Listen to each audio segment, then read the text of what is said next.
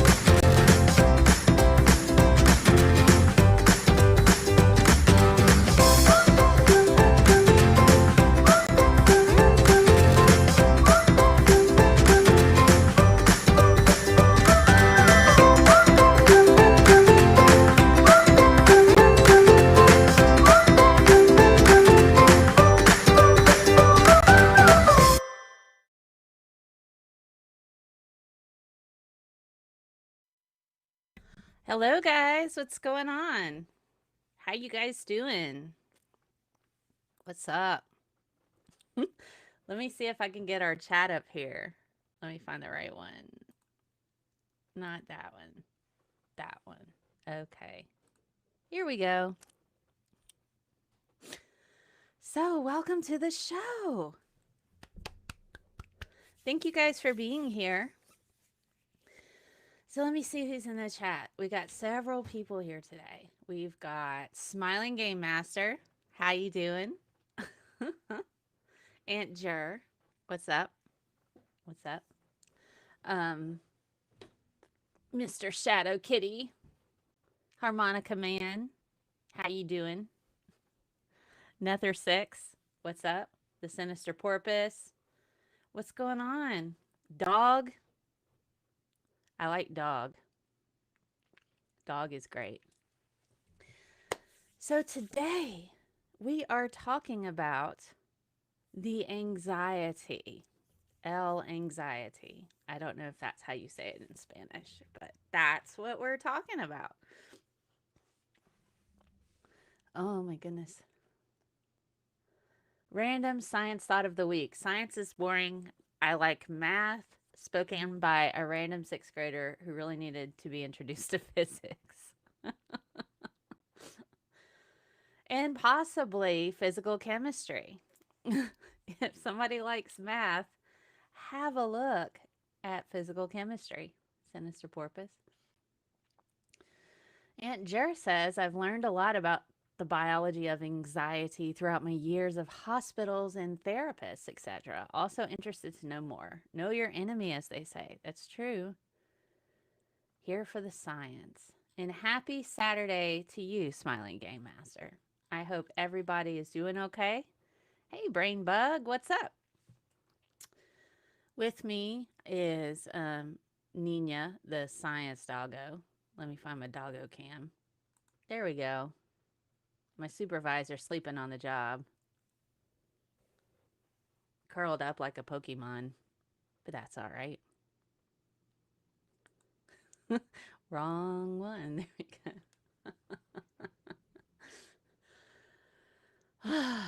So, let's talk a bit about anxiety. It's something I suffer. Let me pull up my statistics. There's so much information about anxiety on the internet. You want to make certain you go to the appropriate sources. Let's see if I can find. Okay. So here's one particular source that I really, really like: the Anxiety and Depression Association of America. I actually, part of my store, I'm just going to close that. Part of my store donates to this particular organization. Here we go. So you can take a look. It's adaa.org. And the thing that I like about this particular website, it's very easy to read. It's accessible. I can blow this up a bit, I guess. Let me see. So you guys can see this better. Yeah, there we go. That way you can see it a bit better. Hey, Peter, what's going on? Very stable milking stool. What's up, stool? You doing all right? Greg Lira. I go to bed at Shabisky and wake up to ScientistMel. Hey, that's all right. It's fun. Hello, Titan. So, as far as statistics, something that's really, really important that a lot of individuals don't truly understand is that anxiety is very, very prevalent. It's extremely common. And so, according to the adaa.org, we have 18.1% of the population every year suffers from anxiety. So that's about 40 million adults. That's ages 18 and older. So 40 million people suffer anxiety, and only about 37% actually get treatment. And there's lots of reasons why people may or may not get anxiety. It's not so cut and dry. You can have anxiety, it comes down to genetics, there's different risk factors, brain chemistry, personality, life events. So a person who has anxiety could have any combination of those things. It's also common for people who have anxiety to also have depression. Those tend to be comorbidities. They tend to be together when it comes to diagnoses. Let me catch up on the chat. What are we doing, guys? I'm going to close that down so it's not like super bright on my face. Can you tell that I'm like super, super white? Gosh. Bernie memes. Yes, isn't that funny? Bernie memes have been hilarious the past week. Oh gosh. I get anxious sometimes. I think it might be a human condition. Says Brainius Balky. Hello, Brainius. How you doing? I may have had 6 cups of coffee in an hour. Wow, Titan, be careful. That's a lot of coffee. Um, so anxiety has been up a whole lot, particularly with the lockdown. We have COVID-19 related anxiety. We have people who have trauma related anxiety. Then you have brain chemistry related anxiety. If you have parents that have had anxiety, you probably will have it too. Um, Trauma can cause anxiety. Scientist smells dog. That's right. There's my dog. Isn't she cute? She's just chilling. Whoops, sorry. That was my doc cam. Ah, there we go. I get anxious thinking I may be depressed, says dog. Oh, gosh. Yeah, anxious thinking. So I thought I would talk a little bit about what it's like for me when I have an anxiety attack because they happen. Um, they happen. I tend to get them without warning. They tend to just happen. Sometimes they happen late at night and they wake me up in my sleep. Sometimes they happen first thing in the morning. Sometimes they happen in the middle of the day. Um, and one of the things that I found useful, particularly with my anxiety attacks, have to do a lot with how I cope and if I can stop the actual attack from happening. So, going to a doctor, first of all, is the first step really in addressing any type of anxiety or issues associated with having panic attacks.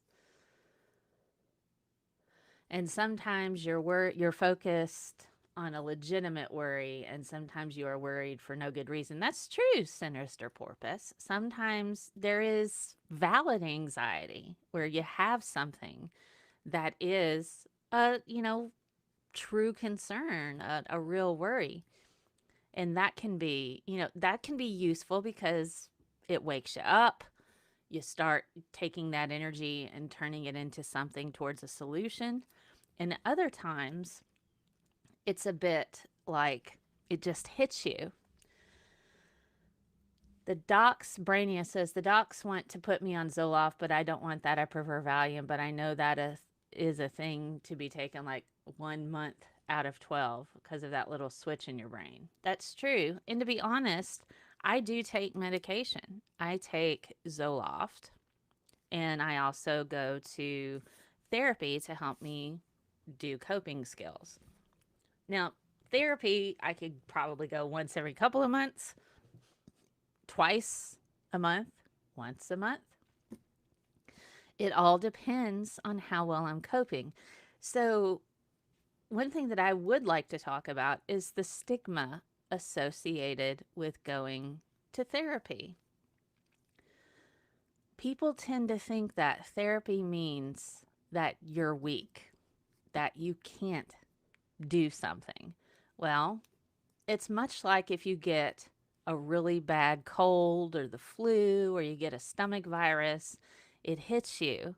You go to the doctor to get medicine and to try to manage your symptoms, even with like a flu virus or a stomach virus or something like that. If you don't get like that little Z pack at the very beginning of the flu, you're more likely to have an extended bout with the symptoms. Well, the same thing with anxiety. If you're having regular anxiety and you're regularly just on edge and you're feeling that panic attack or anxiety attack hitting on, it might be time to go to the doctor. Just go to the doctor, talk about it, see what's going on. Let's see. Aunt Jer says, I take Wellbutrin, Zoloft, a negative dose of vitamin D, and buspirone. Okay. We all have anxiety for this pandemic to be over. That's true, Greg. And there is pandemic inducing anxiety. There is a thing there, and it has actually there. I mean, there's so much information about that now. Let's see. I'm trying to see. Zoloft does work well, Sinister Porpoise. I've learned some very helpful coping mechanisms that actually help me during panic attacks from my therapist. Me too. Um, so let's talk about what actually is anxiety. I mean, people are like, okay, well, let's talk about anxiety. We know what it is, blah, blah, blah. But do we though? So I have some studies pulled up. I'm going to get that in a minute. All right. So a bit more information. Now this is from NIH. NIH is really, really good.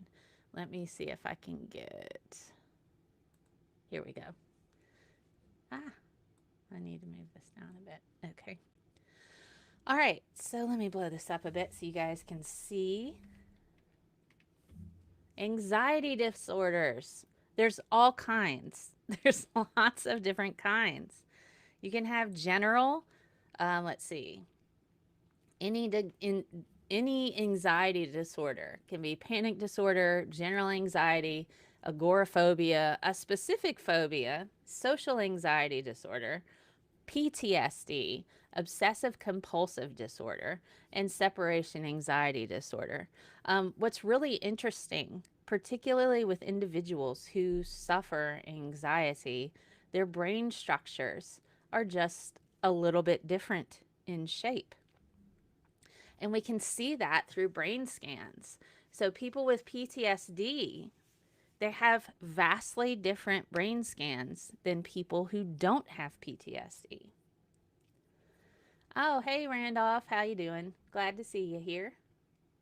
Upvoted, thumbs up on the video. Oh goodness. Why am I thinking of Patrick Warburton on Netflix as a series of unfortunate events? That could be COVID-19 or the last year leading up to the beginning of this one. We have had all kinds of series of unfortunate events. We had anxiety for Trump to be out of the White House, and now we are happy to get a new leader. That's true. It's very exciting to have a new leader. People with PTSD even have different brain MRIs. Yes, they do. And the structures in your brain that are associated with that fight or flight mechanism is a bit different in people with PTSD. So even the structures are different. Sinister Porpoise says, I've seen some people argue that PTSD isn't a disorder, but a normal response for prolonged exposure to stress. Well, that's true. You have prolonged exposure to stress, then what happens is that amygdala is firing off in your brain, and you're staying in a constant state of fight or flight. So some of here's prevalence. All right, here's the prevalence of anxiety in individuals. Hold on. Wait. Okay, I think I went the wrong way. I went the wrong way. Okay. Here we go. So we tend to see it increase in adults with anxiety. Let me make this bigger for you so you can see it. So here, this is from NIH, National Institute Mental Health Division of NIH, from the NIMH.gov website. So here's from 2001 to 2003. The prevalence, it's probably a bit more than this when we consider COVID-19. We see that almost a quarter of women, a quarter of women have anxiety. and about 14% of men. That's overall. As far as ages, tends to drop off once you hit like super elderly, but it stays pretty solid all the way up to 60 with only a slight change of about 2%. Um, so this came from the National Comorbidity Survey replication from 2001, 2003. The severity of anxiety disorders. Most of the time, it's pretty mild. It's pretty mild. It can affect your day, doesn't do a whole lot. You get some panic attacks. It's something that's relatively manageable. You can have moderate and you can have severe. There is anxiety disorder among teens. We see it primarily with females or women. I don't know if we're getting into gender here. They have it divided by sex. But the ages stay about this. It's about the same percent among the ages. And to be quite honest, I'm not surprised. I am not surprised at all. So anxiety is a thing. Um, it's something that 40 million Americans, at least adults, deal with when we consider teens, bumping it up even more in the millions. But it's something that's not actively treated. People do not go to the doctor. It was at 37% do, so that means 63% do not. So we have 63% of the adult population suffering, just suffering. And I think it's largely due to the stigma associated with getting help and going to therapy. And right now, with the grief associated with COVID-19, the trauma that can induce, you have that coupled with the societal unrest that we've been going through for the past year, being stuck in this pandemic for about a year, people not leaving their house. My work had basically an hour-long session. It was optional to sign up for this, but I was curious. So I work at a college, and we're having to deal, and the word is unprecedented. Word is unprecedented. Aren't we sick of living in unprecedented times? So we had a round table of people over the video conferencing here talking about COVID-19 and coping with that in this new order, this new world order of this pandemic, and how that affects mental health. And it's different for different people. We've also had to talk about how to handle that with our students. Even though we're a college, they're supposed to be adults, they're supposed to do these things, we're dealing with stuff that hasn't really happened before in the lifetimes of people who happen to work and also are attending college. In the college that I work at, we have a 70% 70% of our student population is poverty line. And so a lot of these people have first line jobs, whether it's working in childcare or food service or delivery. We have people at our school who are working in different situations, including doctors' offices, who are trying to further their education. So we have frontline responders, we have parents at home trying to raise their kids and they're going to school, helping them with their homework. We have siblings that are trying to help their siblings get through their secondary or primary school while they're taking college classes. We see grandparents. There's such a diverse crowd, and this is such a new thing for us to have to cope with on top of the whole poverty thing. we had to have discussions on how do we educate and deal with all of this stuff that's weighing on our students because they have anxiety anyway.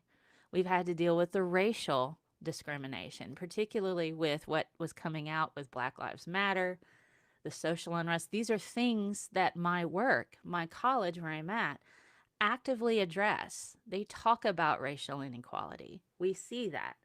And so, from an educator standpoint, as a budding college professor, a lot of what we have to do now, and this also triggers my anxiety, is make ourselves available for our students, but within boundaries.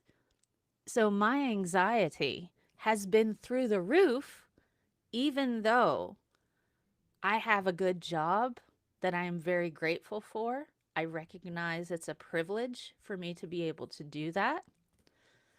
And so, with that, I understand that other people are trying to pull themselves out of poverty. So, I feel often that it's on me to be a positive influence and a positive force for the lives of my students. So I listen to them and I listen to what they need and I accept that they have things in their lives that are outside of their control and I do what I can. So me not being able to leave my house and being a safe place for my students is also a risk factor for my anxiety. And it's something that I do tell my students, but I don't tell them that they can't talk to me. But I let them know that I'm human too. My situation and circumstances are vastly different from theirs. But I, at one time, was in poverty, like borderline poverty. So I understand some things, but I'm not going to understand or at least fully know what it's like to be in a person's situation. So all of that, all of that, having anxiety and being able to manage that, that's what our college was trying to talk about. How are we taking care of ourselves as educators in this pandemic where a lot of professors don't know how to teach this way? Fortunately, I got that because of my science communication work.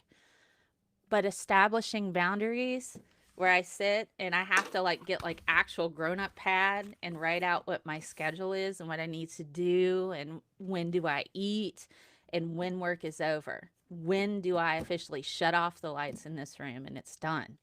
Those haven't been very well established because I'm like, that's a separate, different thing. And I never leave my house. So it's like I never leave work. So those have all been things that have contributed to my anxiety attacks.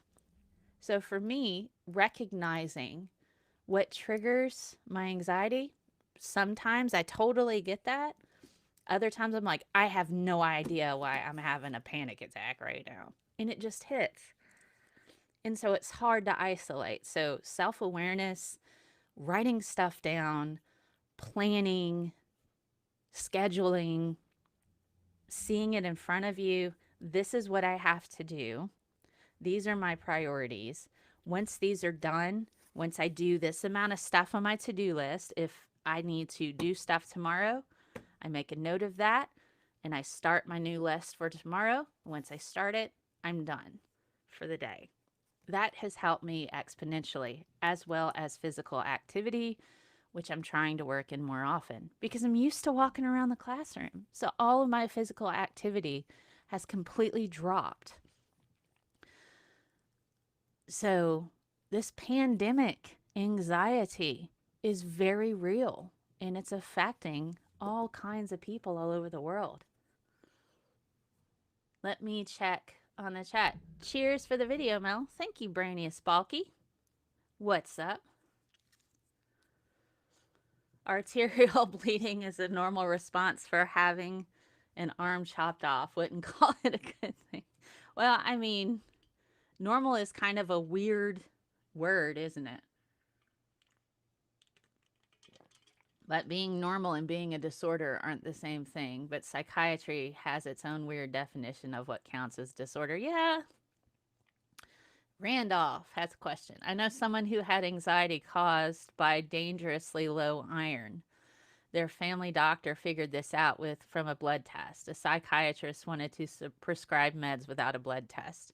Well, so when I got my medication, I went to my general doctor, like my regular doctor, and I spoke with them about it. And they had already, I mean, they have on record my blood tests. Every year I would go and they would get blood tests and they would check, everything's fine. So that's why I recommend going to a regular doctor first, start the process there, and then hit up a psychiatrist. Randolph says getting second opinions from professionals is very important. Yes, it is. It is. It is. I would say 30% of the population are suffering what actually could be called Trumpist delusion syndrome, says Sinister Porpoise. Oh my goodness. I have to say, the night before the inauguration was the first time I slept through the night in a very long time. And then the day of the inauguration, I slept through the night. And then the next day, the insomnia came back. So I guess my body's like, okay, get back to work now. Donald Trump has been unprecedented. Sinister Porpoise. Oh my God. Hey, Tesla Ranger. How you doing? Hey, Jenny. Jenny Morgan. What's up? How you doing? I'm trying to catch up.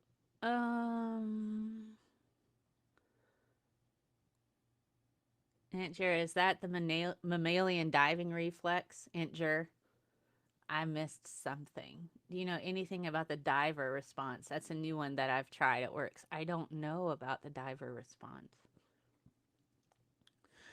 Greg Lear says, I study better at college campus, and I know a few others who do as well. Yes.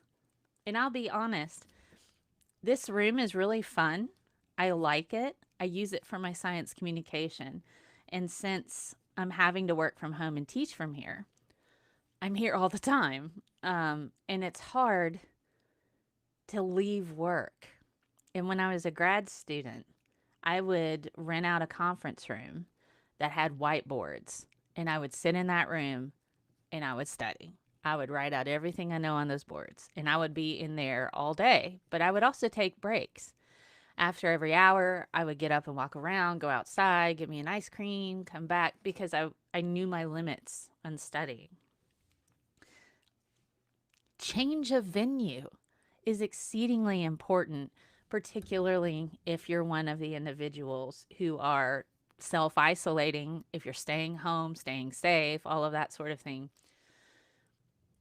Change of venue is really important. So back in the beginning of December, I mentioned this before in another live stream, I rented a cabin out in Tennessee in the Smoky Mountains, and I just changed a venue. It was great. It perked me up.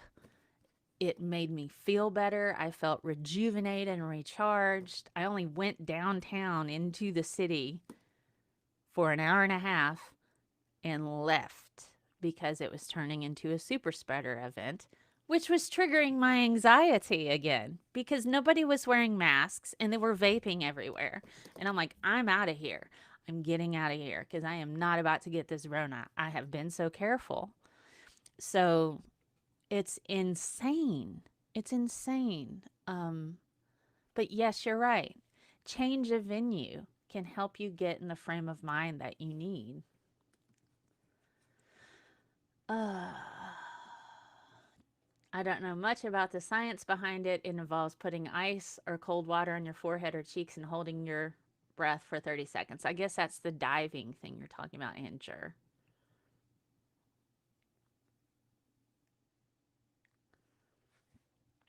Oh my goodness.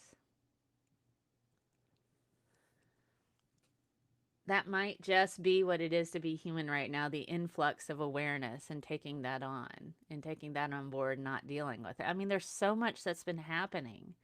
Um, it's just, it makes you feel awful. Yes, you can have anxiety and not panic attacks. And yeah, I can have a mixture of both, but my anxiety leads to a panicky type of feeling, and it's not very good. Ah, man. Okay, so I think I've caught up on the chat. Okay, cool, cool. Oh, man. So let me pull up some studies. Let me pull up some studies that we got. So this is from Statista. Let's have a look here. Let me make this a bit bigger. All right, let's blow this up. So this is from Statista. I'm going to copy this. I guess I should have done this before.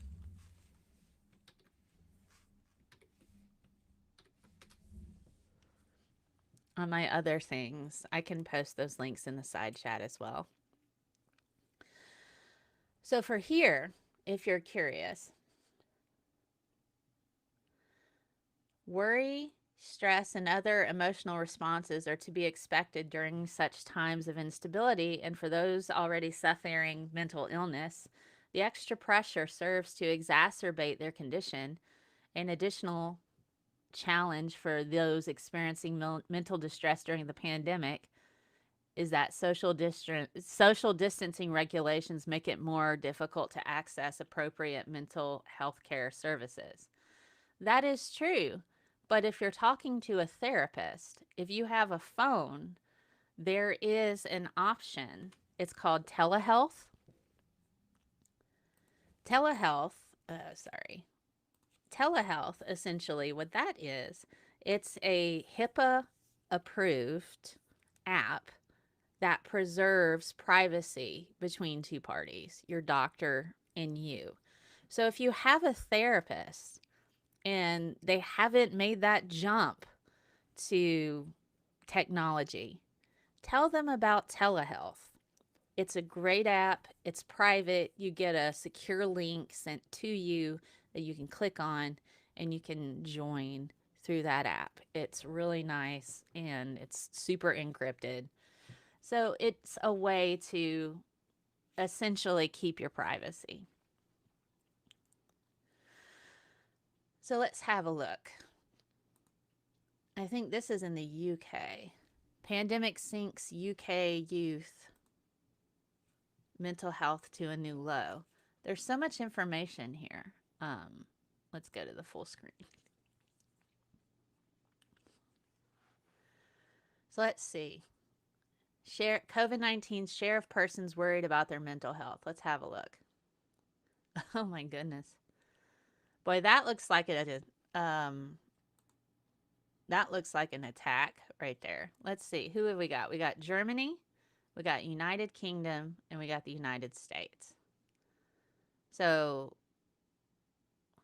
at this point, let's see, where are we at? This is all the way through May 31st.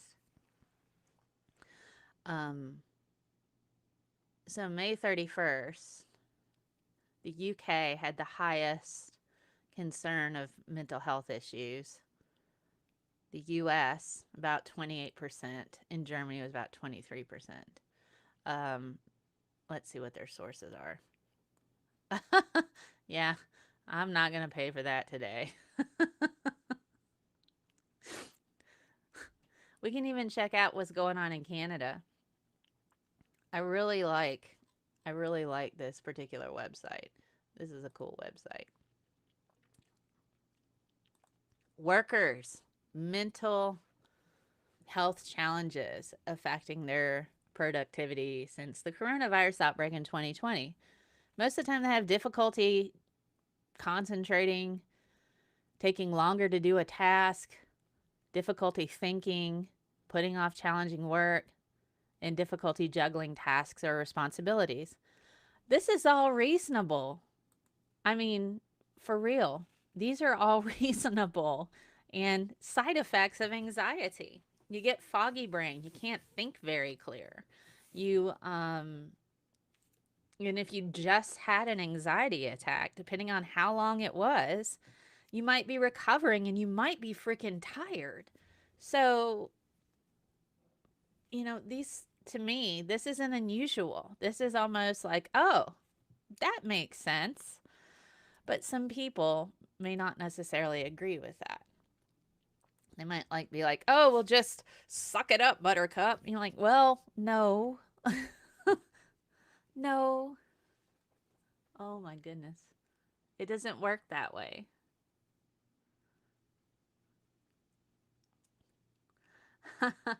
I have a paper to write for a PHP course. I have been putting it off. Not because I dislike or fear writing, but there is no freaking way I can make this topic interesting. I have been there, Porpoise. There are some things that I have to do that I do not want to do because I just don't want to. I think that's true. I thought tinfoil was the only way to keep your privacy, says little wizard bro. It might be, but if you do that, if you try that, please be certain to video it and upload it to the internet. So we can all look.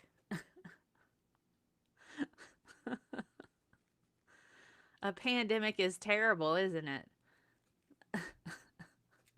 What if we're putting off easy work because we just don't want to do it? That too. I mean, I could put my clothes into the washer or into the hamper that are dirty, And then I'm like, or I could sit down and watch a TV show. I could do my dishes.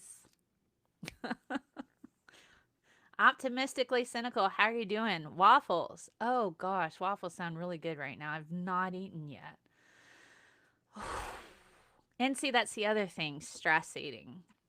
Stress eating. Some foods can make you feel better. And there have been studies to show that certain opiate receptors in your brain can fire off when you eat particular foods.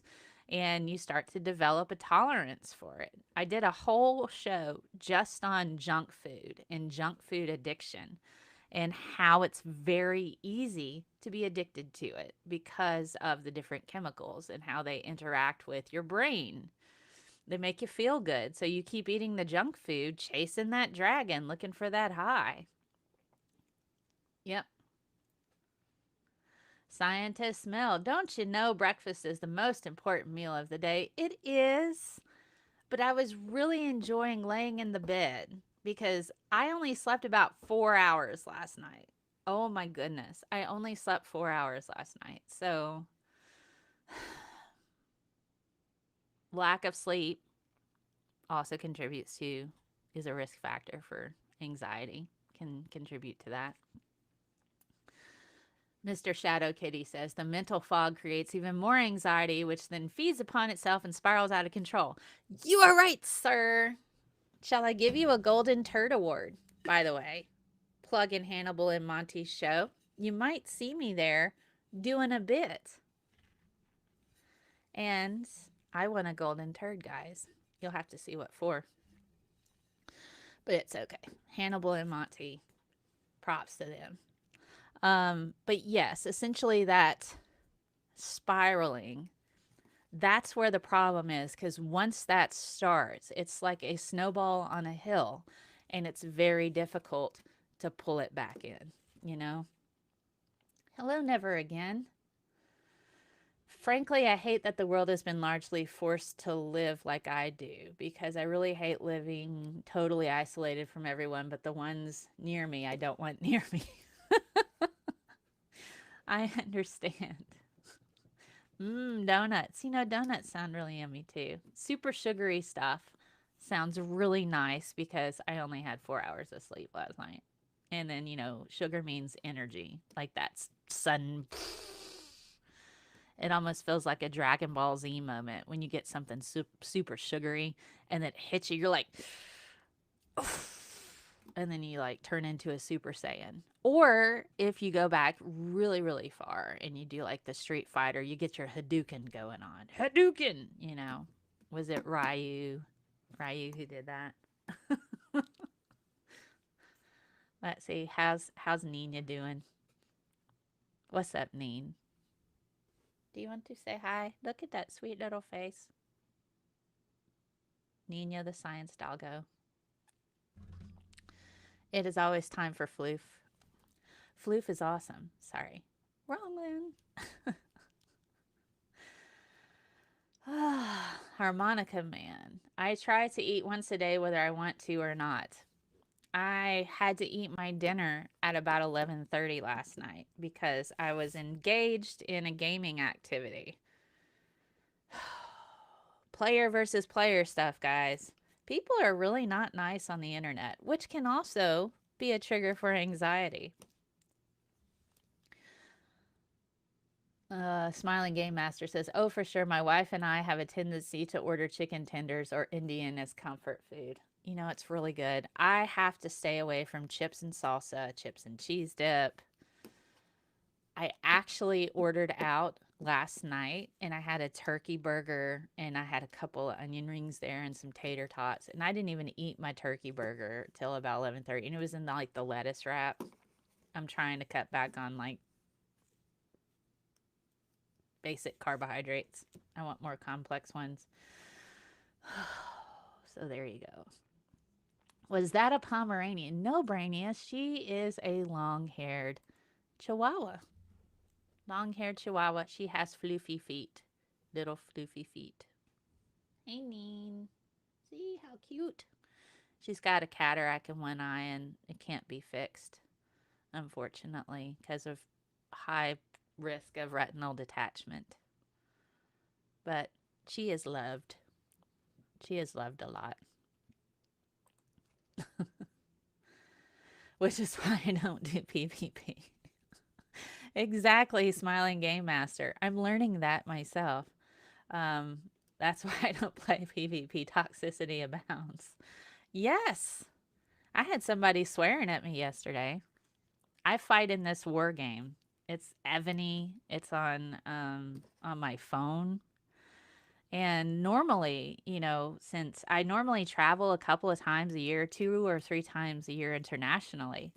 And so normally I would just be using that money on my trips. But since I can't travel, I'm like, well, I would like something more engaging. So I've been playing this game, putting some money in it. And for whatever reason, you get a lot of freaking haters if you put money into something and they automatically assume that you're not a gamer. It's absolutely exhausting having to deal with that constant crap.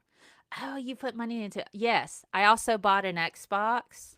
I have a PS. I have every single PS PlayStation that has ever been made. I have an original Atari. I have a Commodore 6. I have a Pac-Man behind me.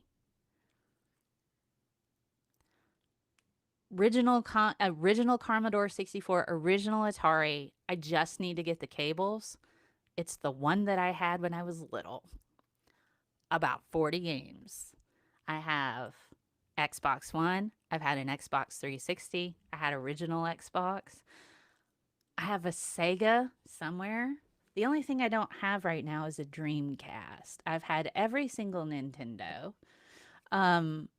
Saying that I'm not a gamer because I have spent money is the funniest thing I have ever heard. How do you game? Do you? I have Assassin's Creed Vikings in my Xbox right now. So it's just, you get anxiety associated with horrible people. And I'm just like, oh my goodness. Yeah. Poor puppy. Joints are good for cataracts, says Brainius. Oh my goodness. Did Nina discover the formula for smarticle acceleration? Not yet, but I think she's working on it.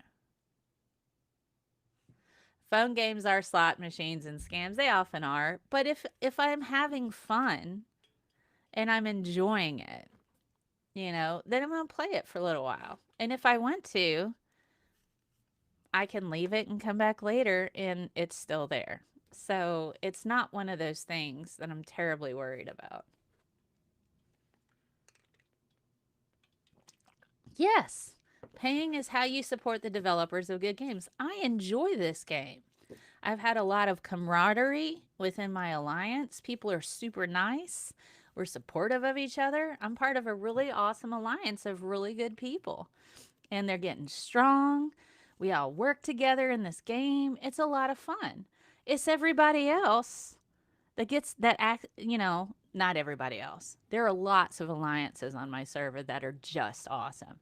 But there's a few that get a wild hair up their back and they decide to be freaking abusive. And I'm like, why? Why have you who hurt you? Why are you so worried about this? I mean, it's like, so I disconnect sometimes and separate myself from that toxicity.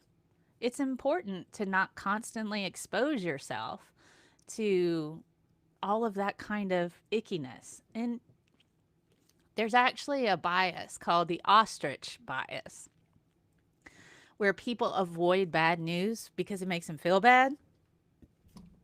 Completely fine to avoid bad news, but make certain you don't completely put it away. It's important to stay informed, but take it in and read it when you're in the mindset to be able to accept that.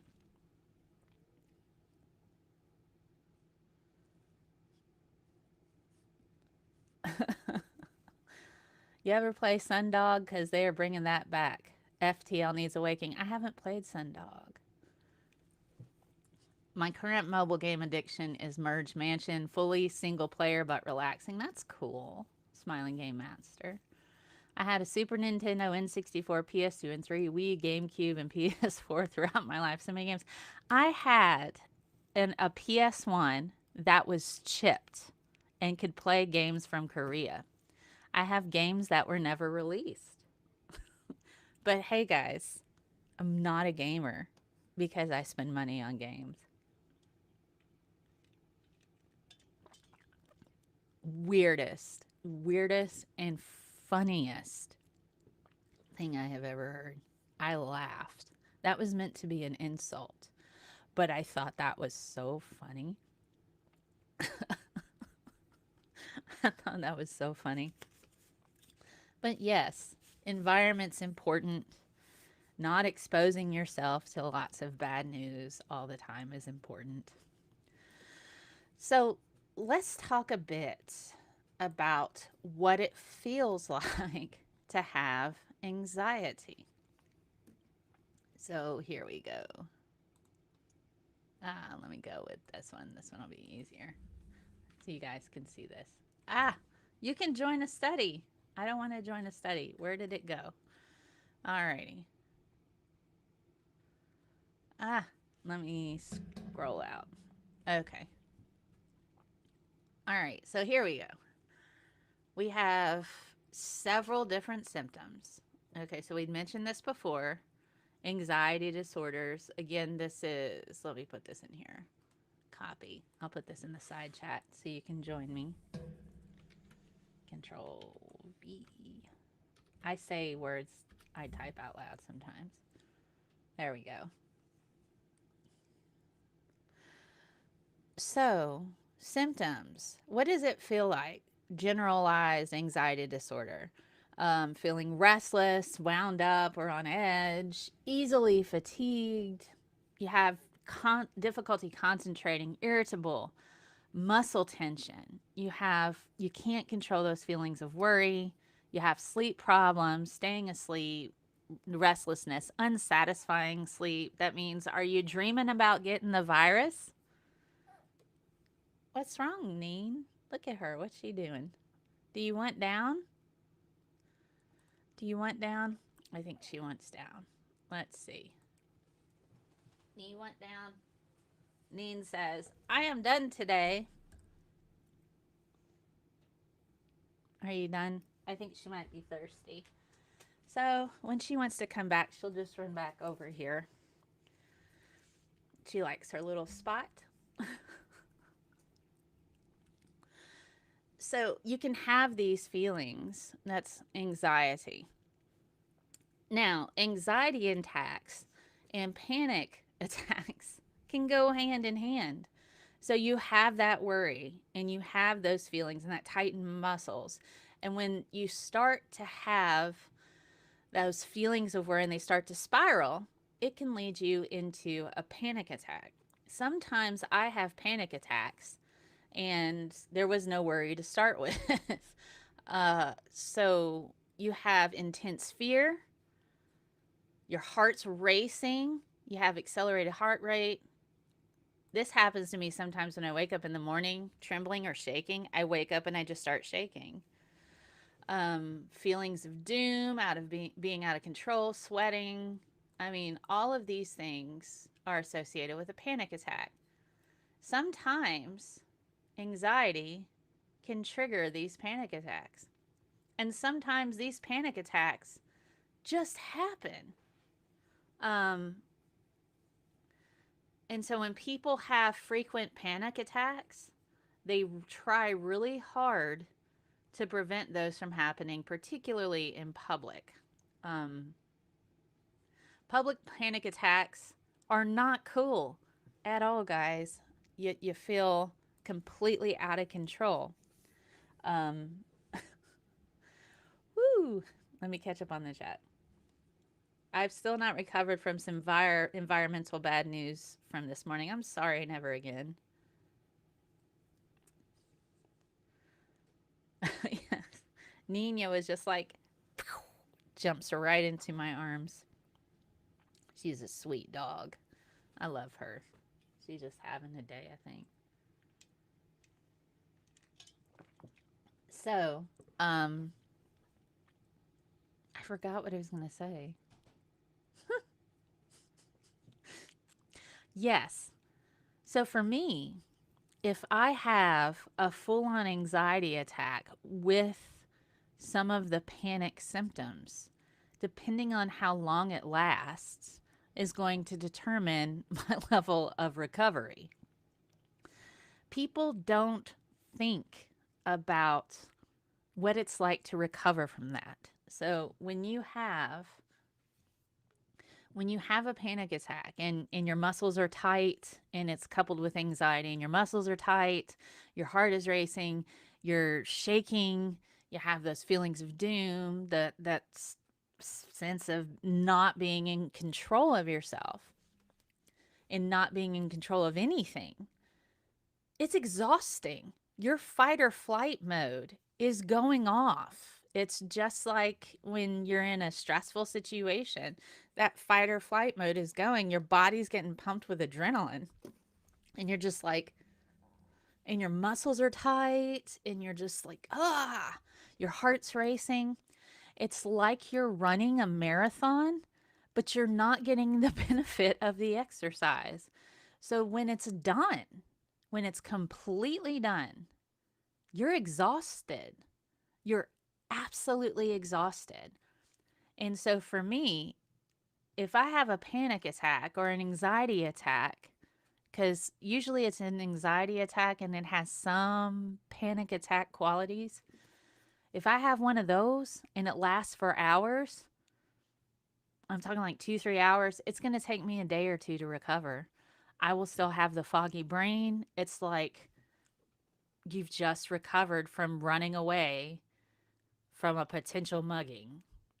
You're dealing with, and even though that didn't actually happen to you, you still had the physical effects of that, like being afraid that you're going to be mugged. That coupled with the heart racing, the heart pounding, the shaking, the sweat, all of that, all together for a few hours. Man, it's exhausting. I've had that happen before where I had a panic attack that lasted a couple of weeks. It was a solid 2 weeks of heavy, intense anxiety. And it was at a time to where I had lost two two family members within a month of each other. So there was a lot of grief there too. 2 weeks of that. It took me about a month to fully recover, and start to feel like myself. And that's when I was like, okay, I'm not coping with my normal coping mechanisms. I was having panic attacks that were waking me up from my sleep. I'm going, okay, I need to go to the doctor now because I cannot allow this to continue. This is going to kill me. So that's when I was like, okay, I will try medication coupled with dealing with the grief therapy, that sort of thing. And that helped a lot. So between the two, paying attention to when you start to feel that way and using the coping mechanisms to try to like pull it back in, the slow breathing. I have a routine at night. These are all things that help. Never Again says public panic attacks. I've had them many times and it's never pretty. It's not. Greg has holiday anxiety. Harmonica Man has public anxiety. I run away from from tired of ignoring the coronavirus. Keep their cooties. No kidding. I had to go to the ER from a mugging. I have had chronic hypervigilance from the event. I am so sorry.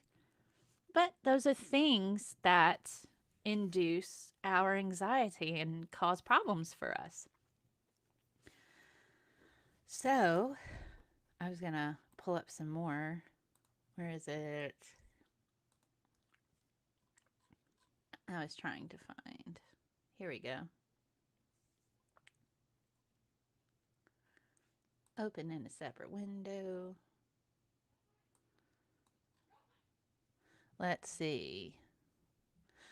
I found some brain scans. Let me see. Here we go. I'm going to put this in the chat so you can have a look at this study.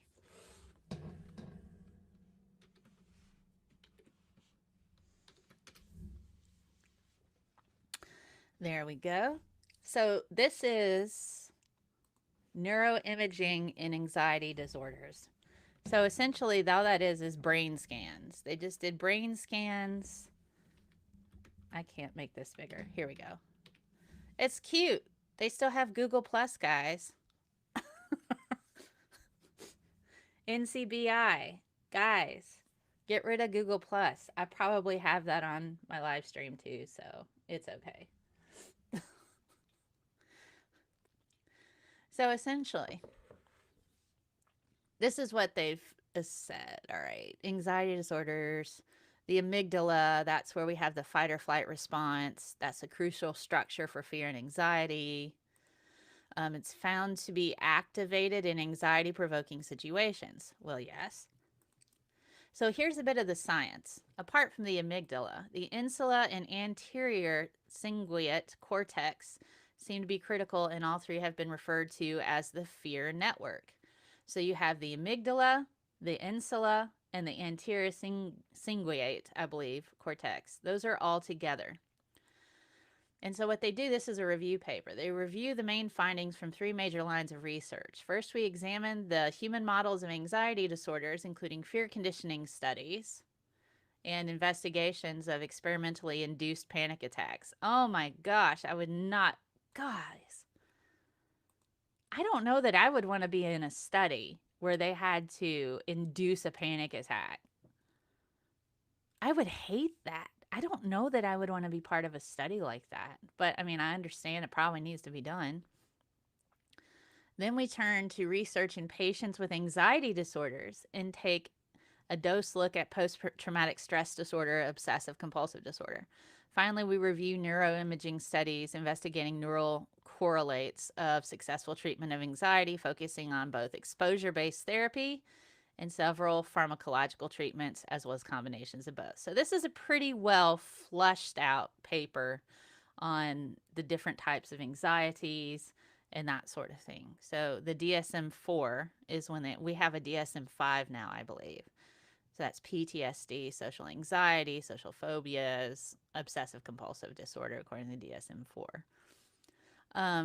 So here, the extinction of fear is a process which is important for the treatment of anxiety disorders, particularly for exposure-based psychotherapeutic approaches, and changes in functional neuroanatomy seen during extinction resemble the functional changes after successful treatment. I'm trying to figure out what this picture is.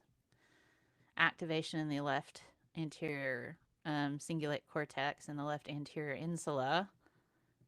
So the insula is the bottom. Oh, bottom picture, sorry. And there's the cortex. Okay. During presentation of condition versus neutral phases. Okay. I'm trying to figure out what that was. Neuroimaging of fear extinction revealed that most of the regions involved in fear conditioning are active during the extinction process as well. So when they're trying to undergo, essentially what that means, when they are trying to undergo treatment, even though it's still firing off those particular processes. Let me see if I can find a bit of, sorry, that is the wrong button. I did not mean to push that. Here's a bigger picture. All right. So these are the different portions of the brain where people can experience, well, do experience anxiety, including the amygdala, which is not shown here. These are just the different portions of the brain, the anterior insula and the anterior cingulate. Pretty cool stuff. So we can see in the brain which portions are fired off during anxiety and during treatment of anxiety. That's pretty cool, guys. But I certainly do not want any of my panic attacks induced for a study.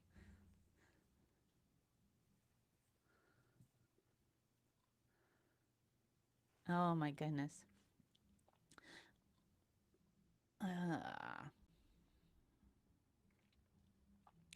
One of the things they found is that all of the fear network regions seem to be involved in the processing of emotions as they relate to the self. And so that plays a big role in fear and anxiety. They also talk a bit about the hippocampus. It's kind of close to the amygdala there. Let's have a look at this. I think this one's pretty cool. So here's a brain of a person with PTSD. So we can see way more activity with people who have PSD. And this is just certain areas of their brain that they get. Oh, this is cool. You can zoom in, zoom out. I like that they do this.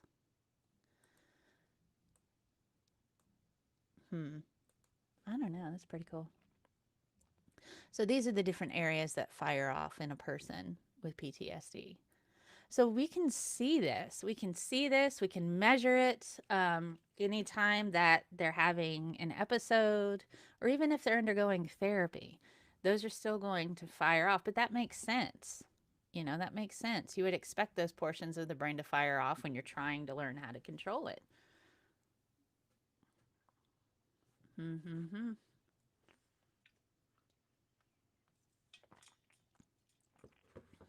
Oh my goodness. That could be my brain. It might be your brain, Mr. Shadow Kitty. But I thought that to be pretty interesting. So let's check out this one. This one has to do with a fear of spiders. Check this out. So here's a brain scan where you had somebody before treatment, after treatment, and somebody who had no phobias. So here we're dealing with the amygdala.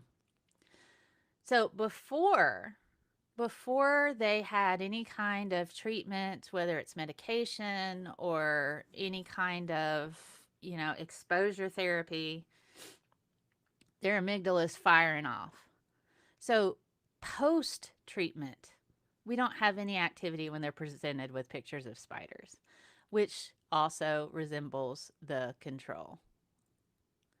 I wonder if I can get Elizabeth Bick to have a look at these, the control. How these look like the same freaking picture, honestly.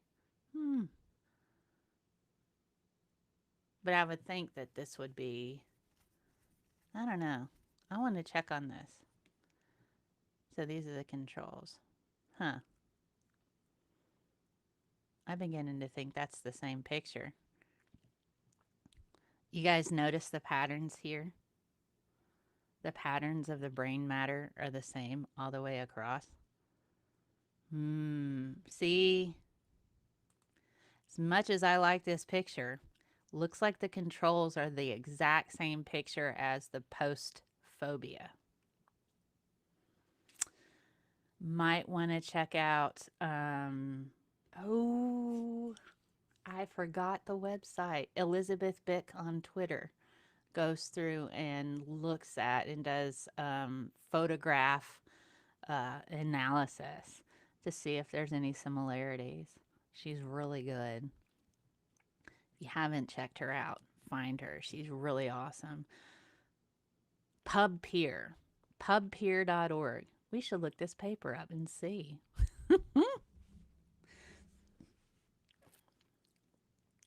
Oh my goodness. Let's catch up on the chat.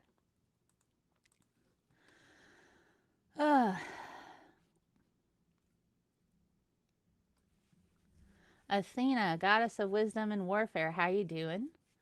Mel, have you heard about biofeedback as a way of controlling anxiety and stress? It uses breathing exercises to help your body calm itself down. Also, have you ever discussed complex PTSD? I've not discussed complex PTSD, just PTSD in general.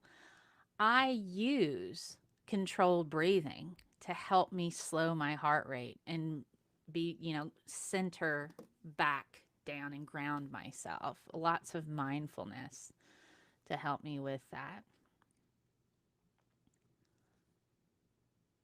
Oh, goodness. Somebody's arguing with moderators. I didn't see that. People are afraid of spiders. Isn't that weird? Some of my favorite pictures of the little spiders with the raindrops that they have as hats. It's great. I love it. Hello, Blake Winter. Maybe they just used a generic basic brain diagram to illustrate the pre, post, and control. Yeah, maybe.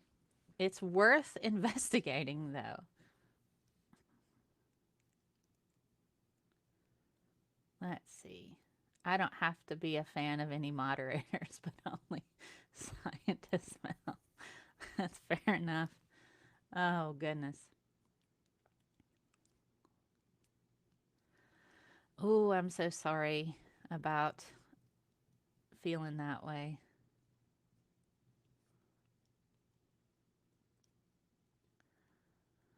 Yeah. Guys, let's not argue in the side chat. Everything's okay. We're all friends here. It's cool. Oh my goodness. Everything is weird. We've been dealing with so much stress associated with the government, COVID-19, all of those things. Athena says, mindfulness and cognitive behavioral therapy is also a good way of dealing with anxiety and stress. CBT frames negative thoughts into more positive ones. Yes. One thing that I have to do sometimes is remember certain anxieties can pop up from time to time. It's really important to remember the arguments that refute what your brain's telling you, because anxiety lies, and so does depression. So anytime your brain is lying to you about something, it's very helpful to have those arguments pulled in to help rationalize your brain. Hello, crazy pipette biker. I use my Harley, no joke. That works for me, is to overload all of my other senses. That sounds like a good coping mechanism. Dog says doctors are far too quick to diagnose ADHD and autism rather than investigate the possibility of depression in children. I think it depends. There's lots of testing that you can do to determine ADHD or autism or depression or anything like that. And sometimes the symptoms of certain forms of autism do not present until later on in childhood. I have a family member who was diagnosed with ADHD when they were about 5, but they actually are on the spectrum, which wasn't diagnosed until they were almost 12 because of the fact the symptoms for Asperger's, which is an autism spectrum, falls somewhere on there. Um, it's mostly social issues, but the behavior in young children looks like ADHD. And so a lot of like the classroom modifications you have for a kid with ADHD is very similar to a kid you would have with Asperger's. Um, Being clear in your instructions. This is coming from a former school teacher, mind you. I used to teach high school science, chemistry, physical science, and biology. I'm still technically certified to teach all three of those. So it's kind of cool.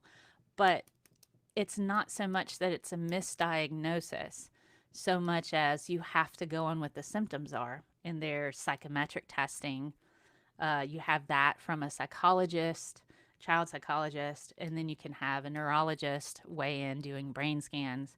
And then you can also have a psychiatrist sit there and go through some of that as well. Um, so, whatever the symptoms say, that's where you go. And you can have thorough testing and the symptoms still look like something else. Um, but that doesn't mean the treatment is necessarily not useful. And again, it's a highly individual type of thing and it can vary from people. Okay.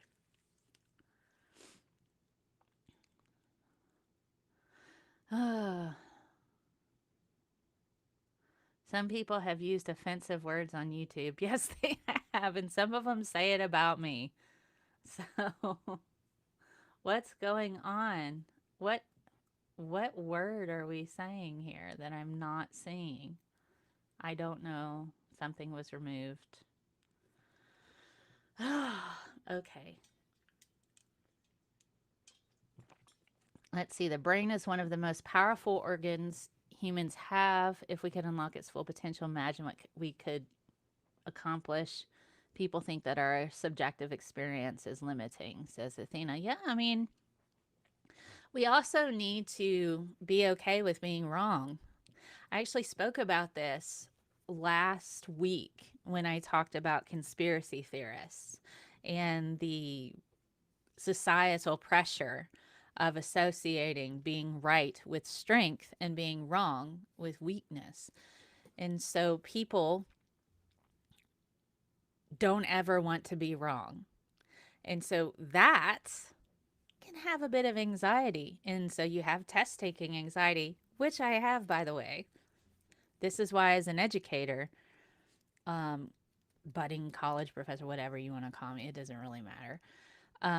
I have multiple forms of assessment to determine somebody's knowledge, whether or not they know something. So it's not just tests, there's quizzes, there's lab, there's homework, there's discussions.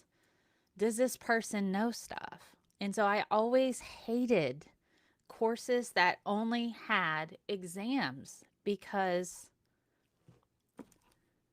how is that an accurate assessment of my knowledge if I happen to get in a car wreck on the way to take the exam? Or we're in a pandemic and we have family members who are dying or friends. I mean, this unprecedented situation, and we need to be flexible and understand that certain things just do not work. I don't test great. I second guess myself. I'll pick an answer. If it's multiple choice, I hate those. God, I hate those. I don't do well on multiple choice tests. Even though I have 4 degrees, if I were to take an American Chemical Society test right now, I'm lucky if I would pass it because I have crippling test anxiety. I don't like it. But if I can sit down and write out answers to questions and explain this is what it is, that to me, I'm letting somebody know this is what I know. And often in college, pro tip in college for those of you with test taking anxiety, if they give you a multiple choice test and you have a scratch sheet of paper, write out everything that you know and stick it with the test. So that way, if they go through and they're looking like they got this answer wrong, but look, they had this right on their scratch sheet of paper. And then you can go and talk to the professor and be like, I don't take tests well. That, and email them, let them know this, I'm really trying. This is what I know. This is my understanding. This is what's happening. And most of the time, that'll get you an extra few points.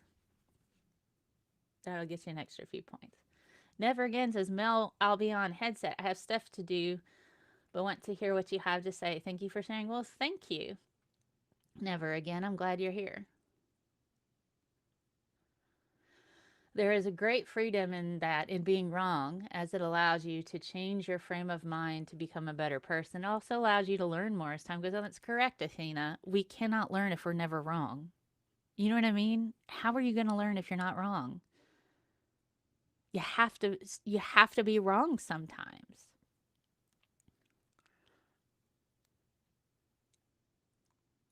Okay, DM me, ScientistMel. Oh, DM me, Titan. Oh my goodness. Man, guys, breathe with me. It's going to be okay. It's going to be okay. Should I do ASMR?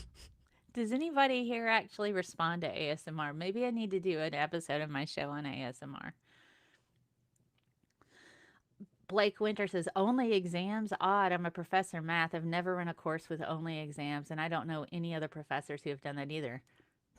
2010 and 2011 when I first got my first undergrad degree. I graduated in 2011 with my first undergrad. Um, I had evolution, which was just 3 exams. I had genetics, which was 3 exams. I had biochemistry, which was 3 exams. Organic, it was homework in 3 exams for both organic 1 and 2. Um, let's see. I'm trying to think of when I had a course that wasn't just exams, nearly all of them. But I went to a research institution. I did not go to a solely educational institution.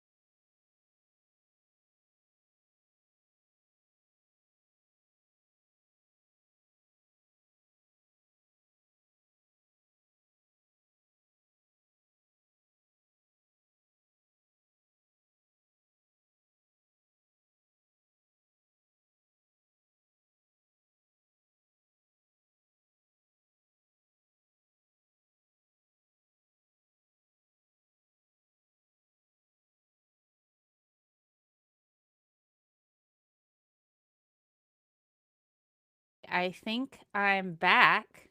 I'm pretty certain I'm back. Think so. Ah, my computer is whack. It's really good, but it's whack sometimes. I still haven't worked out everything, but at least it's okay now. My computer probably has had the blue screen of death. BSOD, man. It happens about every hour and a half or 2 hours when I'm doing a show or a stream or video conferencing software. Whatever reason, if I have video conferencing software going on, it's just like, screw you guys, usually OBS. I am back. I did freeze for a second, but the good news is, since I stream through Restream, it can keep the live stream going if my computer crashes, which is part of the reason why I do it that way rather than starting a brand new stream. So that's cool. Ah. Fast recovery. Yes. So even though it happens from time to time, it's a fast recovery. Alrighty. So let's see. Oh my goodness. Yeah. Antifa has messed with my connection. Dog. It was Antifa. But yes, so I was answering a question about tests. Yeah, so I can't think of a time when I had a college course where it wasn't just solely tests, to be honest with you. It is probably a bug. It is probably a bug. But, so I guess we should start. Oh God, we've covered all the main bases with this. Oh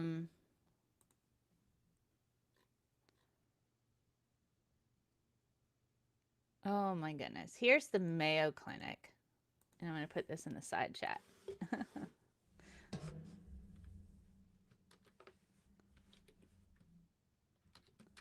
So you can have a look at this. So here, this particular website, Mayo Clinic's pretty useful. So these are common symptoms of anxiety. We've already kind of gone through these. Sometimes you can even have GI problems. You know, what's really funny is when I was younger and I was being bullied in like middle school, I had consistent stomach issues. I had high amounts of anxiety, but I had no idea that that's what this was. I thought everybody just felt this way, and somehow I wasn't coping like I needed to. And here's more again. Selective mutism. That's something. It's a consistent failure of children to speak in certain situations, such as school, even when they can speak in other situations, such as at home with close family members. I see. Okay, they just choose not to speak because of anxiety related outside of home situations. That makes sense. And then you have substance induced anxiety disorder. Okay. But there we go. There's some things there. But I think that's something as far as me growing up. I didn't fully understand what anxiety was. And I thought this is just how everybody feels all the time. ScientistMel, have you ever read The Body Keeps the Score? I haven't. I'll have to check that out. So learning that I had anxiety and intense anxiety for that matter, helped me understand a bit better about my past and things that were associated with it. And that's the thing that I really like about therapists. Not only do they help you get coping mechanisms, they're really good teachers on how to deal with people in general. I mean, some of the best work advice and for like interviews and stuff like that I've ever gotten has come from a therapist. It's great. Let's see. Athena says, I asked this. Another thing I would love to discuss with you are known as the growth and fixed mindset. Growth mindset believes that they can learn and grow. Fixed mindset doesn't. Yes. Oh my goodness. Nobody has a fixed mindset. There are, well, I say that, but there are people who are willfully ignorant. But that has to do with their inability to accept and identify their own cognitive biases. Again, I think that is fueled by this mentality that we have to be right, and we have, and weakness is associated with being wrong. And if I have anxiety or I have problems, I can't go to the doctor because then that means I'm weak. Hey, theoretically, how you doing? That's my other dog, Frodo. I will say Frodo had done a wonderful job at keeping pirates from attacking the house. We have had no pirate attacks the entire time Frodo has been in my house. So, good job for Frodo. Flurfs have a fixed mindset. Well, people, yes, people who indulge in conspiracy theories and reject evidence that contradicts their particular perspective, they tend to just dive headfirst into the Kool-Aid. I see that a lot in side chats, particularly when my local news go live streams on Facebook. Always a joy to read the comments. So you see a lot of the people just diving headfirst into the Trump Kool-Aid, into the conspiracy Kool-Aid, and they do not want to hear anything that conflicts with their perspectives because cognitive dissonance can also generate anxiety, guys. I'm doing okay. I'm actually having me a cold brew in my Wonder Woman mug. This is actually like a travel mug, but it's metal, guys. It's metal on the inside, so it stays cold, and if I have hot stuff in there, it stays hot. I really like it. Normally I have like a separate regular mug, which is okay, but still, Glad you're doing fine, Theo. Glad you're doing all right. Where do we purchase some of your merchandise? Hey, let me pull that up for you. I really need to reorganize my store, so I apologize if it looks a little bit junky. But you can go to ScientistMel.com/shop. I have not brought my little commercial over here, but here you go. Here's my shop. And this is Science is Non-Binary. So this was part of my Pride 2019 fundraising merchandise, which you can click right there. I have several categories. I got sciencey clothing, sciencey housewares, and my Blocked By series. So people who have this is mostly my cheeky stuff for people who have had bad behavior on the internet, or maybe they're a controversial figure or something. All the proceeds in this series go to charity. But I need to fix that. I don't like that picture so much. It's like this one, would you just shut up, man? Joe Biden, all of these particular things, those proceeds go to Black Lives Matter. Not wearing a mask, stay the F away. And then I got like the full F-bomb version there. My Science is Non-Binary, any of my Pride gear, that goes to the Trevor Project. So if you like sciencey related type of stuff, let's see. Marie Curie, #crush. These are really good, particularly if you couple them with another mask. It's very good on helping with the Rona. LGBT and STEM. It's pretty cool. Mug, push my buttons and we can multiply. So we get little cheeky stuff here.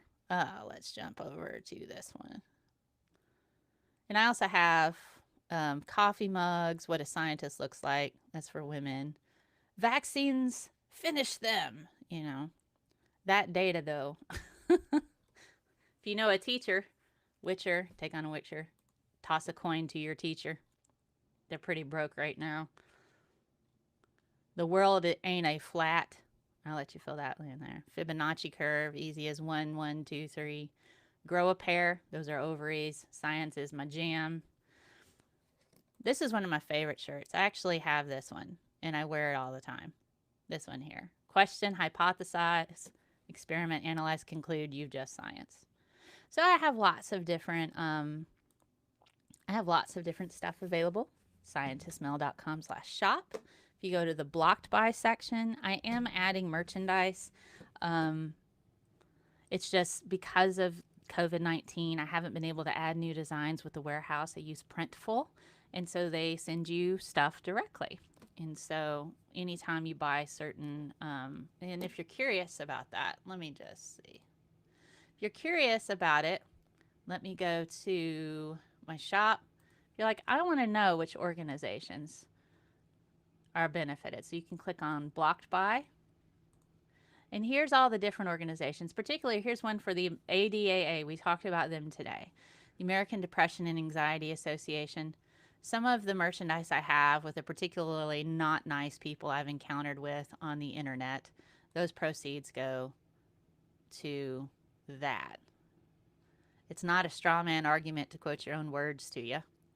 That was somebody who was particularly ugly to me on the internet, and I got some really tacky looking stuff, but but it's still fun. So if you want to check out all the different organizations, you can click on them here. I need to add the Black Lives Matter Atlanta group to this list. But there you go. So there you go. You too can get some merch, bags, mugs, t-shirts, all of that stuff. YouTube comments are often an abyss of craziness, hatred, and nonsense. Yes, and so are Facebook comments. Athena says, I found that therapists never really helped me. Reading about stress and anxiety, becoming aware of how the brain and mind works has helped me more. That and good friends. Well, that's cool. And, you know, people are going to need different things, and that's normal. You know what I mean? That's absolutely normal. You know, like, it's normal to have anxiety, you know. I mean, they call it a disorder, but people do naturally have anxiety sometimes. Important you have trust and a good relationship with your therapist as well as your friends. It's not easy to find the right one sometimes. That's true as well.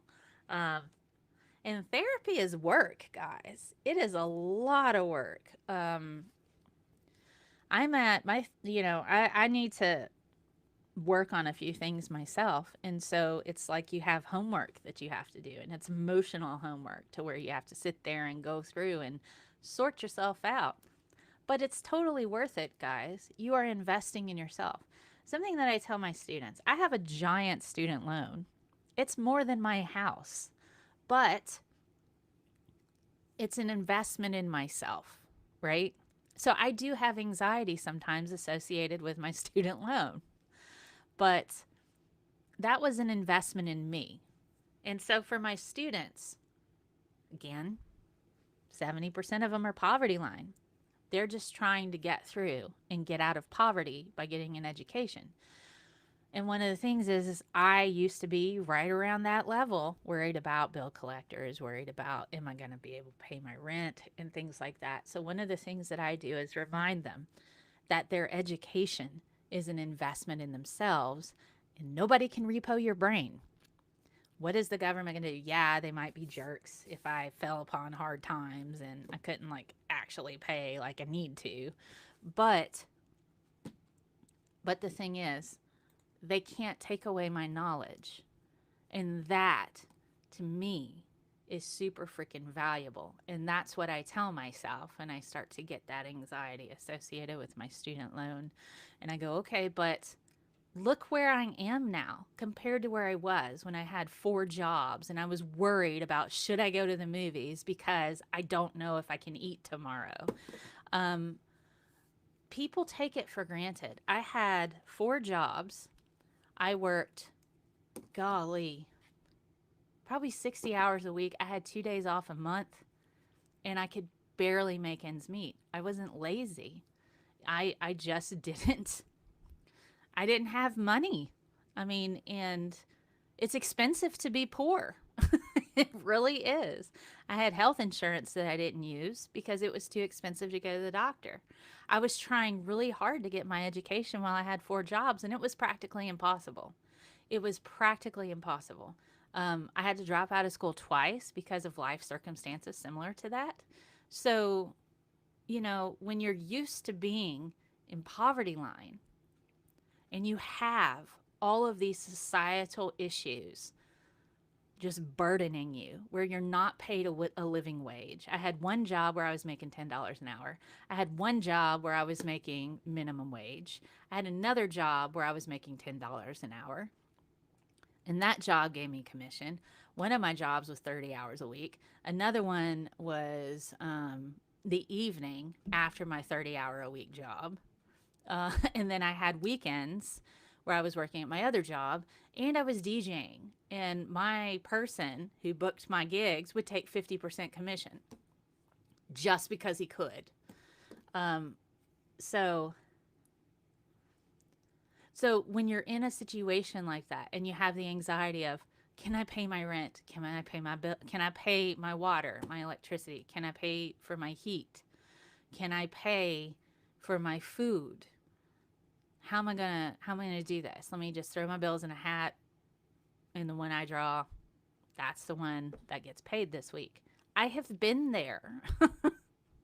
So it puts me in a unique position to be able to say, yes, you can get a lot of freaking student loans, but your quality of life will improve if you invest in yourself. And it's really, really hard to talk so frankly, particularly, and we have a large percentage of Black people at the college. And I have to sit there and I have to recognize my life experience is vastly different than a Black person in America. And I acknowledge that. And I say that to my Black students. And I go, or, you know, my Asian students or any person of color is going to have a vastly different experience than I am. And I recognize what I do as privilege. And I have had privileges that they have not had. And so I lead with that and I say that, but I also want them to understand that I have failed before. I have messed up and dropped out, but you can come out the other side. And trying to navigate their individual life experiences to help them be successful is one of the reasons why I love my job. I will never know what it's like to be them, and I acknowledge that. But I also listen to them and I ask them, what do you need from me? What can I do to help you? Do you need me to help you work on how to study for chemistry? Do you need me to help you develop a study schedule? Because a lot of these people, they're first generation students. They don't know how to study. They have anxiety associated with, I have no idea what I'm doing. They have test taking anxiety. And so part of my job is teaching them how to deal with the hard content, what they need to do, helping them organize that. And that's something I think a lot of professors just don't get, which makes where I teach vastly different from like a research institution. Because at my institution, we're a teaching institution. I'm not required to do research in order to keep my job. My investment is in my students. And so that's one way that I navigate my own anxiety and go, okay, I've been in similar circumstances, but not exact. I will never know what that other person's life is like, but I can at least relate to them and say, I went back as an adult. I get the anxiety because I was scared too. It's different, but I will help you. And that's a comfort. That's a comfort for people. So just showing your humanity sometimes and just saying, hey, somebody gave me a chance once. Let me give you a chance. I write letters of recommendation for students. I had a student who made a D in my class over the summer. Don't take science over the summer, guys. Don't do it. Please don't do it. It is really hard and it's not worth the mental strain. They took my class again, did far better. And because they did far better, I wrote them a letter of recommendation so they could get into dental school. I got to help them better themselves. And so for me, I'm like, that helps my anxiety, doing good for other people. So while, you know, my job can trigger my anxiety sometimes because I'm dealing with all this other stuff and I never leave my house and all this stuff. My actual job is actually a good coping mechanism for my anxiety. So it's like, all right. See you later. Never again. Okay, let me catch up on the chat. Oh, goodness. Let me see. What people generally call anxiety is actually distress. Anxiety can push you to get up and go do something. Distress is generated by fear, if I remember correctly. Anxiety is generated by fear. The parts of your brain that fire off are also in anxiety situations are the same ones as fear. Never Again says, well said. I have used that to calm myself many a time, but they can't take away my knowledge in many situations. Yes. DJ Mel. My name was DJ Magnum. That was my DJ name. Little wizard bro.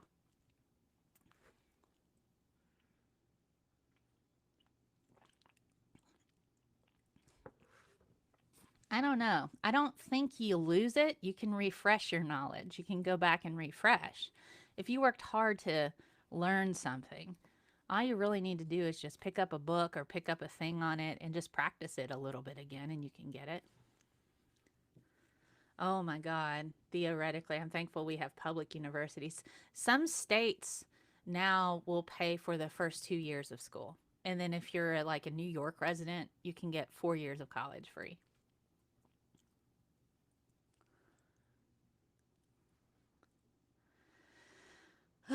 Okay. I'm a first generation student and science major as well. Well, congrats, Greg. That's awesome. Let's see. See you later, never again sounds ironic, says theoretically.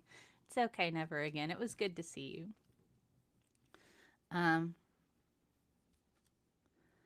Interesting facts. So we're coming up on almost 2 hours.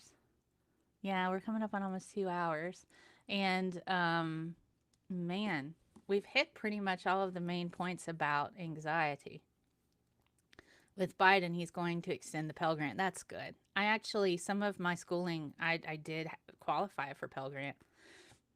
But the biggest chunk of my student debt has to do with grad school because my first master's I had to pay for myself. That was just to allow me to teach high school.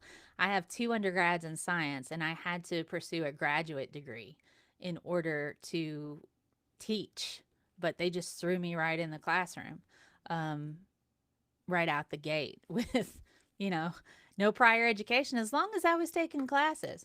And so I ended up getting my first master's that way, and that was all on my bill. I have to pay for all of that. And then the second master's, my tuition was covered, but my stipend was $15,000 a year. So that's poverty line, trying to get a master's in science and getting paid $15,000 a year. It's pretty bad. And they even taxed that, guys. They took tax out. So if you're a grad student and you're making $15,000 a year, you don't qualify for insurance at the university. You also aren't technically an employee, so they don't give you all the employee benefits because they're paying for your tuition. And so you still have to take out student loans just to survive because the program that I was in, we were not allowed to have part-time jobs. We were not allowed to have additional jobs. So we couldn't work anywhere else. We had to just research all the time. So there was no other source of income. So the majority of my student loan, honest to goodness, grad school, freaking grad school.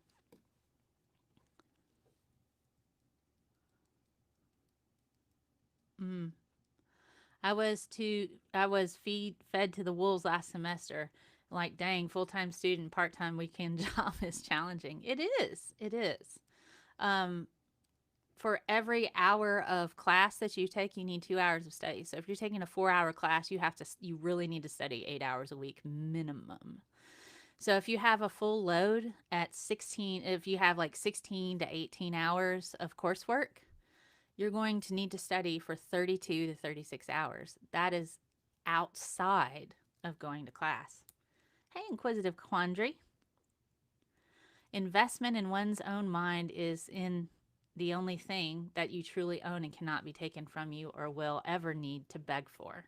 Yes, that's what I had said before. And that's what I tell my students is I tell them I'm proud of you for investing in yourself. You are taking time to improve yourself and improve your circumstances through education. It's exceedingly important. It's exceedingly important. So there you go. Well, I want to bring you up to speed on a few things. We're supposed to do a show tomorrow, but we're having to postpone to next week. We are going to have Almost a Doctor is going to be on the show talking about freaking lasers. So please do check that out. It won't be tomorrow. It will be a week from tomorrow, 6 p.m. Central. And that's Monday morning for my people in Australia, because we know that country isn't real. It's completely made up, where Mero, aka Nervardia, lives. So we will be talking about what you can and cannot do with lasers on This Week in BS. So friggin' lasers. We want sharks with friggin' lasers on their foreheads. That's where I got the friggin' lasers from. Lasers. Lasers. So that will be Almost a Doctor. He has a YouTube channel, and he is a PhD student in physics, in the physicals. Let me see if I can find that information so I can put that in the side chat here, so you can go ahead and set a reminder to watch it. And it's not tomorrow, it's a week from tomorrow. So I will have to, let's see. All right, hang on. Let me pull this up. I'm going to pull this over here so you guys can have a look at this. This is cool. So next week, we got friggin' lasers with Almost a Doctor for This Week in BS. So do check out his channel. And the link for that show I'm going to put in the side chat here, so you can go ahead and set a reminder. And let me know if there's any topics that you guys would like to hear, particularly on This Week in BS. So I will adjust the, it says live in 30 hours. It is not live in 30 hours, guys. Not live in 30 hours, but it will be a week from tomorrow. I'll have to change the date to next month, and that'll be all right.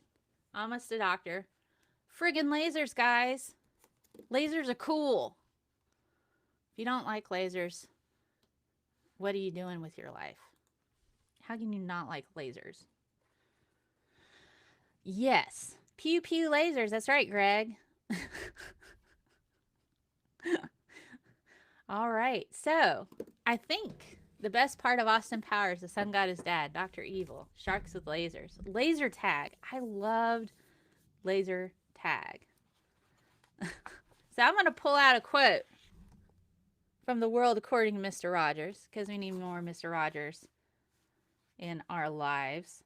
Okay, so I just opened this up, and this comes from the section called The Challenges on Inner Discipline.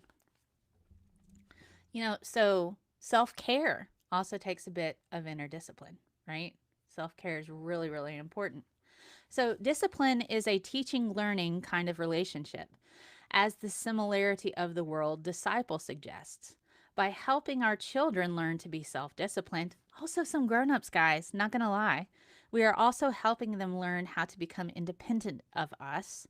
Sooner or later, they must. And we are helping them learn how to be loving parents to children of their own. So, self-discipline. Self-discipline. Discipline is a teaching, learning kind of relationship, as the similarity of the word disciple suggests. By helping our children learn to be self-disciplined, we are also helping them learn how to become independent of us, as sooner or later they must. And we are helping them learn how to be loving parents to children of their own. So if you're not going to be a parent, that's still fine. I know Mr. Rogers directed a lot of his education towards kids. But for real, guys, there are some people in this world that need to read this book. There are some people in this world that need to read this book.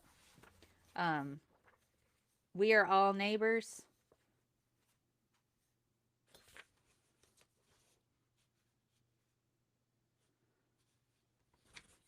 Let me see.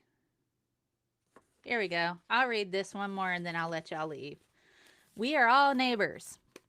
When you combine your own intuition with a sensitivity to other people's feelings and moods, you may be close to the origins of valuable human attributes such as generosity, altruism, compassion, sympathy, and empathy. Just being kind means a lot, guys. Being kind goes a long way. And I found that recently, one of the things is when somebody's kind to me, it surprises me. I don't expect people to be kind anymore. And I don't know if that's a product of the past 4 years or being exposed to so much negativity, whether it's on the internet or seeing people be horrible to each other or receiving verbal abuse of my own. When somebody's kind to me, I'm genuinely surprised. And that's kind of sad, isn't it? It's kind of sad. But I try my best to be kind. I try my best to do what I can. I don't allow people to talk ugly to me because I don't have to. So, and at the same time, I try not to be mean in return. But it's hard not to, particularly if somebody's very verbally abusive to you for a while. It's really hard to turn that off. But that's why it's important to sometimes to just walk away, you know? But anyway, it's now been 2 hours. So I will end it with this. I want to thank you for being here.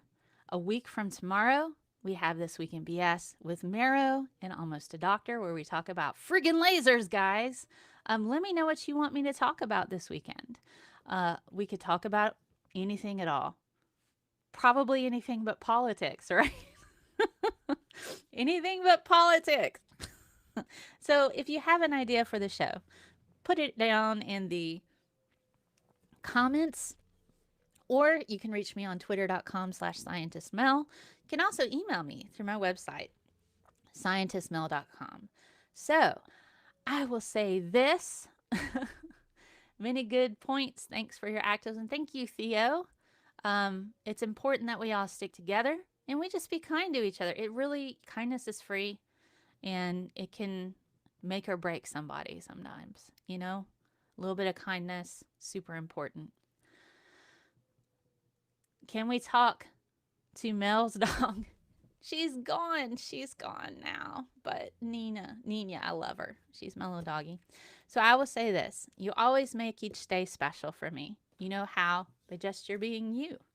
And I will see you next weekend. Have a fantastic day. Sending squishy science hugs. Bye.